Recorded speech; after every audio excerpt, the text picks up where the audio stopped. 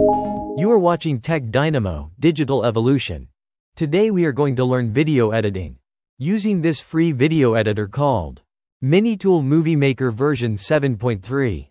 Let me give a full demonstration of this free editor. It's so easy you won't have to be tech savvy to learn video editing. This is the user interface. You need to add media files in the Media tab first. We are going to add some video files first. If needed, videos can be imported from YouTube as well using another MiniTool software called MiniTool Media Converter. Next we will add some music files. To add the media files to the timeline, you can drag and drop them to these boxes. Alternatively, clicking the plus icons also adds them to the timeline sequentially.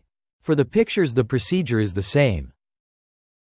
Now before adding the music files, you can hover the mouse pointer to listen to them.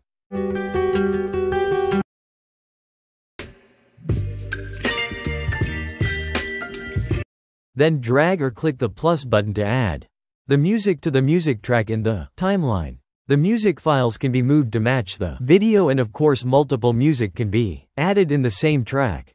The videos and the photos can be rearranged as needed. So this is the output. Now we need to add transitions in between the media files to make it seamless. So we switch to the transition menu. There are numerous cool transitions to choose from. Simply hover your mouse to see a preview, which is so useful. To apply, just drag and drop in between the media files. All these transition animations are categorized so that you can find the perfect one easily.